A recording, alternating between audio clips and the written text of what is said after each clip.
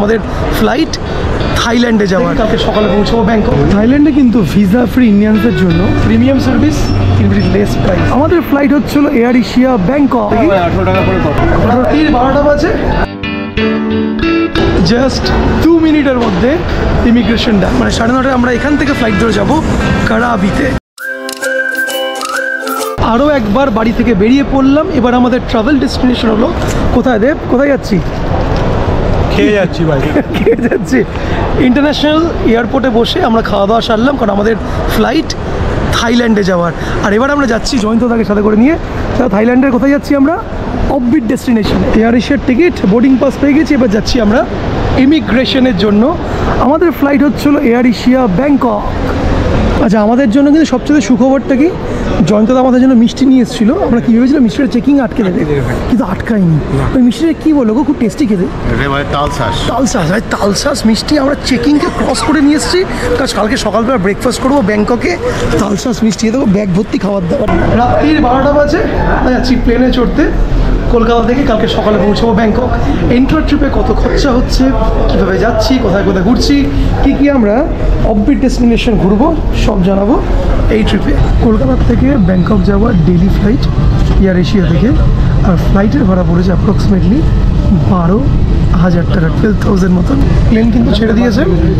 কলকাতা থেকে প্রথমে যাবো ব্যাংকক, ব্যাংকক থেকে যাবো আমরা কারাবি।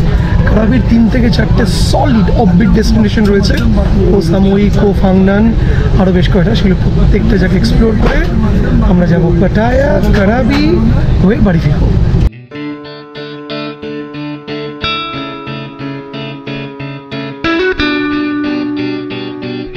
প্লেন থেকে নেবে আমাদের যেতে হচ্ছিল বাসে করে টুয়ার্ডস দ্য টার্মিনাল। এটা হচ্ছিল ইন্টারন্যাশনাল অ্যারাইভাল। বাসে করে আমাদেরকে এখানে পৌঁছে দিল। বাট আমি আর জয়ন্তদা চলে এসেছি, দেব এখন আসেনি। দেবের জন্য একটু ওয়েট করবো। থাইল্যান্ডে কিন্তু ভিসা ফ্রি ইন্ডিয়ানসদের জন্য, এবং এই ভিসা ফর অ্যারাইভাল যেহেতু, এবং আপনাকে ইন্ডিয়া থেকে ভিসা নিতে হবে না, কিন্তু তার জন্য নির্দিষ্ট কিন্তু প্রসিজিওর রয়েছে। সেই প্রসিজিওর জানবো, কারণ এখন আমরা যাচ্ছি ইমিগ্রেশনে। ইমিগ্রেশনে কী সিস্টেম রয়েছে, কী কী ডকুমেন্টস লাগে আমরাও করবো এবং আপনাদেরকেও জানাবো। জাস্ট 2 মিনিটের মধ্যে ইমিগ্রেশন ডান। ইমিগ্রেশনে কী জিজ্ঞেস করলো? কিছুই জিজ্ঞাসা করলো না। পাসপোর্ট নিল। পাসপোর্ট নেওয়ার পরে আমি সাথে করে আমার ফ্লাইটের টিকিটটা আমার থেকে চেয়েছে। আচ্ছা, আমার থেকে ফ্লাইটের টিকিট আমার থেকেও চাইনি, আমি এগিয়ে দিয়েছিলাম রিটার্ন টিকিট যা আছে। তখন বলো আচ্ছা দেখি। আর ওই আঙুলের স্ট্যাম্প নিল, জিজ্ঞেস করলো যে কত দিনের। আমাদের ভিসা দিয়েছে 2 মাসে। এই ডংমান এয়ারপোর্টে থেকে আমাদের নেক্সট ফ্লাইট 9:30টায়। মানে 9:30টায় আমরা এখান থেকে ফ্লাইট ধরে যাব কারাবিতে। থাইল্যান্ডে যারা সস্তায় ঘুরতে চান, সস্তায় কেনাকাটা বা খাবার দাবার খেতে চান, তাদের জন্য 7-11 কিন্তু একটা গ্রেট অপশন।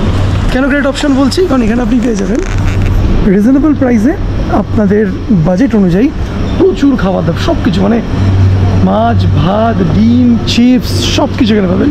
তো ভোর 5টা বাজে, মানে আমাদের কিন্তু এখন কফি খাওয়ার টাইম মোস্ট প্রবাবলি। ভাই কফি টফি খাচ্ছ তো? নিয়েছো কফিগুলো? দেখি 18 টাকা করে কফি। 18 টাকা করে না? বাহ, ইন্ডিয়ান টাকায় সাথে 18 গুণ আদায় করে না। এটা কি ক্যাফেচিনো? বাহ, thank you for preparing nice coffee for us. 7-11 এই জন্য ভালো লাগে, মানে premium service in very less price. থাইল্যান্ডে যারা এসছে এর আগে তারা জানোই, কি সুন্দর স্ট্র দিয়ে দিচ্ছে, কি সুন্দর সিস্টেম। না জানো তো, তুমি আগে সবার আগে নাও। তুমি সিনিয়র সিটিজেন রয়েছে, নিনো। কে সিনিয়র সিটিজেন? তুই নয় তোর দাদু। আচ্ছা, এটাও ঠিক, বয়স কিন্তু একটা নাম্বার জিনিস। হ্যাঁ, খেয়ে বলো দেখি মালটা কেমন। একটা স্নিপ নাও, খেয়ে দেবো কেমন লাগছে। দারুণ না? এয়ারপোর্টের ঠিক বাইরে তুমি চলে আসবে, এখানে প্রচুর ট্যাক্সি পেয়ে যাবে, তুমি বাস পেয়ে যাবে, যেগুলো কিন্তু যাচ্ছে পাটায়াতে। বাট আমরা পাটায়াতে যাবো না, আমরা যাবো হচ্ছিল কারাবিতে। কারাবিতে যাবো ফ্লাইটে করে। 9:30টায় ফ্লাইট, অলরেডি কিন্তু ভোর হয়ে গেছে। আমরা যাব ইন্টারন্যাশনাল থেকে বেরিয়ে ডোমেস্টিকে।